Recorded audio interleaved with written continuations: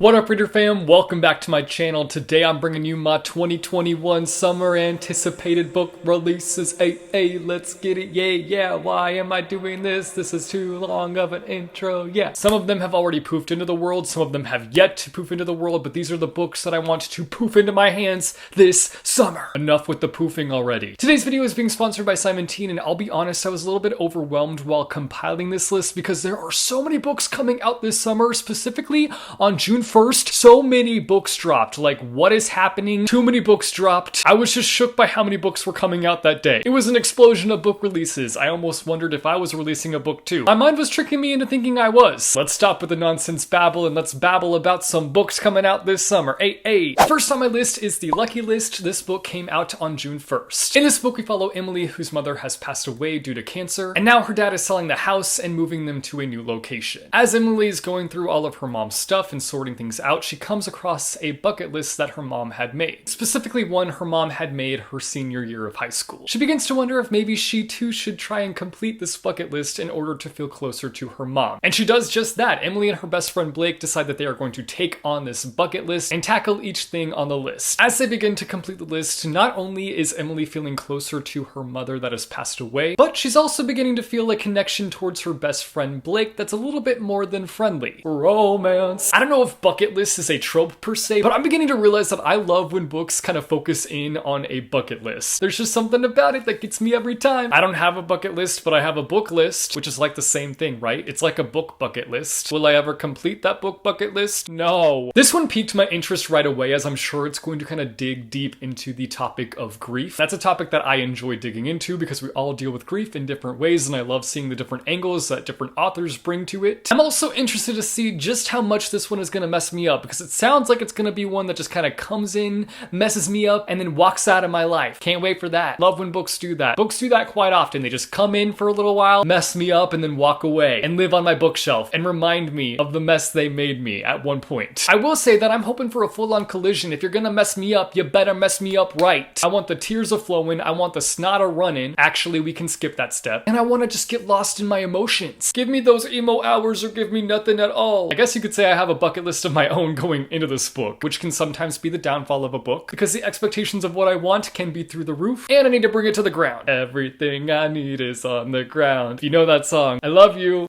Blinkity-doo-dah, blinkity-day. This is actually the Booksplosion Book of the Month for the month of July, which I know is like so far away, but hey, you've got time to pick it up and read it and join us. We don't have a live show date set yet, but be sure to follow us on our socials at Booksplosion across the board, Twitter, Instagram, YouTube, if you want to find out when the live show date is. Next on my list, we've got Better Together by Christine Riccio, also came out on June 1st. In this book, we've got Jamie, who is an aspiring comic in LA, who's got anxiety, stage anxiety, and then we've got Suri, on the other hand, who is a ballerina living in New Jersey, but an injury leaves her questioning the future of her career. When these two girls run into each other at a Rediscover Yourself retreat, their worlds both collide and are turned upside down. This title just instantly causes me wanting to belt out singing Better Together by Fifth Harmony, but I'll save y'all's ears. I will not make them bleed today, don't you worry. This book is Freaky Friday meets Parent Trap, and that right there is a selling point for me. Say no more. Come through with the mashup of those two and I will munch on your book. Munch, munch, munch. This one also features a complicated sibling relationship, which is another really big, strong draw for me. I'm ready to take a magnifying glass and dissect it in all its complicatedness. The more complicated it is, the more invested I will be. This is also one of my besties' books, so of course I've got to support. If you don't know who Christine Riccio is, she's a booktuber. I will leave a link down below to her channel. I always love seeing booktubers creating and birthing their art into the world, and I will always support booktubers and their endeavors because it's my role in life to be a cheerleader, so I will do just that. Give me a B, give me an O, give me an O, give me a K. What does that spell? Book. Yeah! Next, another June 1st book. I promise the June 1st books will stop at some point. Sunny Song Will Never Be Famous. This book follows an influencer who is forced to go to summer camp to do a social media detox. This one just sounds like it has the potential to be comedy gold. I'm very aware of how ridiculous some influencers can be, and I hope that this one is filled to the rim with ridiculousness, but hopefully not ridiculous in like the second-hand embarrassment kind of way, because I don't know if I'm going to be able to handle that. Let's keep it comedic and less second-hand embarrassment, please. Next up, another June 1st book. I'm sorry, all these June 1st books, but this is Ace of Spades. In this book, we follow Devin and Chamika, who attend a private academy. They're both a part of the school's senior class prefects, and they're both in the running to become valedictorian. Why did that just glitch? But But when somebody going by the name Aces begins to send out these anonymous text messages, revealing secrets about the two, their worlds are turned upside down,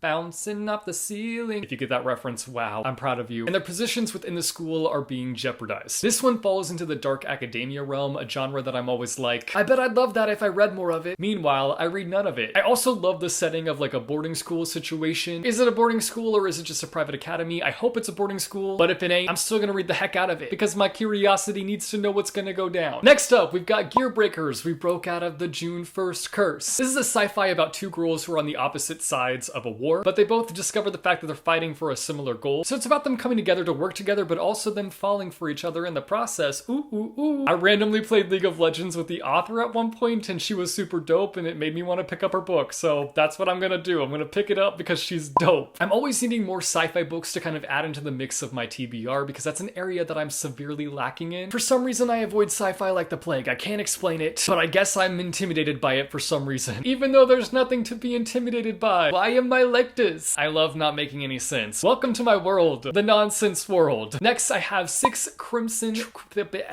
What just happened? Next, I have 6 crimson cranes. This book follows a girl who's got forbidden magic running up and down her veins. Yee, yee, yee. And during her betrothal? Why does that sound weird? And during her betrothal?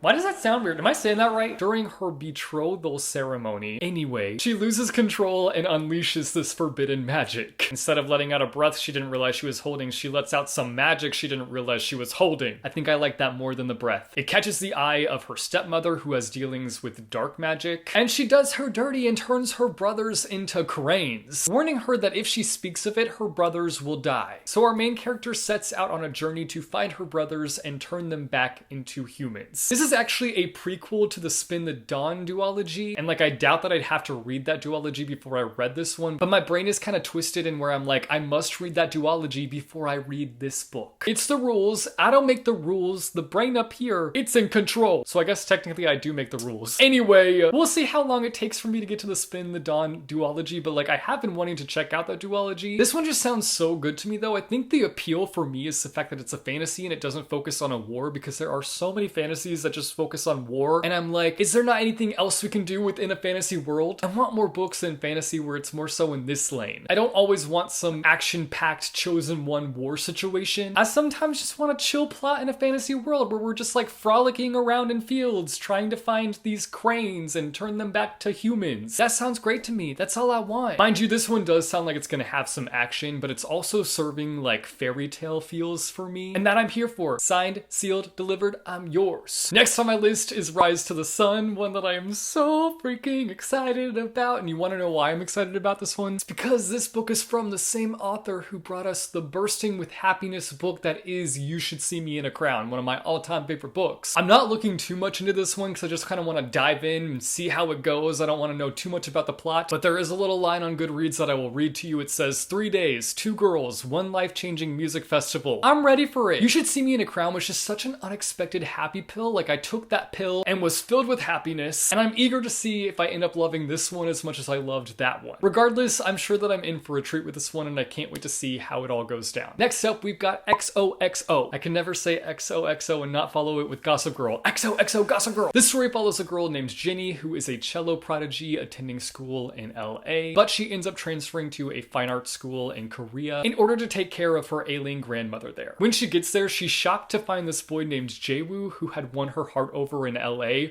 but had completely disappeared without a trace. What's even more surprising is the fact that she finds out that he is now a part of one of the biggest K-pop boy groups in the world. Listen, the thing that might in fact have sold me on this book, or the thing that might have had me going, oh, was definitely the K-pop element. I'll go ahead and own up to the fact that I am trash. I'll beat y'all to the punch. This one sounds like it's gonna be complicated, and I am a-okay with that. If you know anything about K-pop, then you know that most groups have like a dating rule where like they're not allowed to date. Is that corrupt? corrupt? Oh yes it is, but it's still a rule set in motion. Like there have been people who have been kicked out of their groups for being in relationships. It's weird, but it's a thing. And this is definitely a romance. But that has me really eager to find out how things play out in this book. Like I am really interested to see how this relationship situation ends up going down. Next on my list is The Taking of Jake Livingston. This book follows Jake, who can see dead people. He sees them all around him at all times. When Jake meets this ghost named Sawyer, a kid who killed 6 kids in his high school the year prior, Sawyer now has a plan to haunt Jake. When bodies start turning up in Jake's neighborhood, he must quickly figure out a way to control the situation. I haven't read a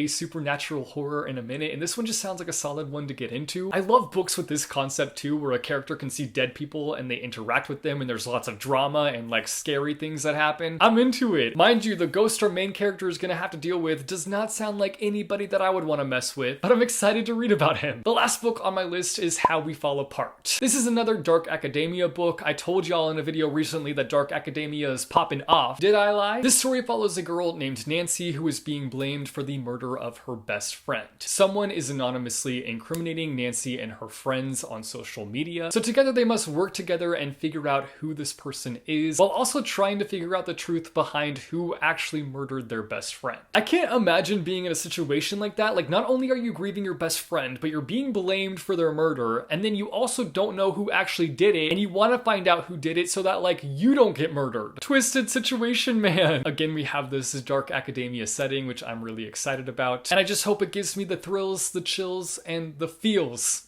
That doesn't rhyme, but we'll go with it. Those were 10 books on my list that I am super excited about that are coming out this summer. You guys should let me know down below in the comments some books that are coming out this summer that you are dying to get your hands on. Let me know some of your anticipated releases. If you like this video, be sure to go and hit that like button. If you want to see more bookish content from me, be sure to go and hit subscribe or go and hit that bell icon and you'll be notified every time I post new videos. As always, thank you guys so much for watching. I hope your day is bright, that tomorrow is brighter. Keep reading what your heart desires, and I will see you soon with a new video. Bye. -oh.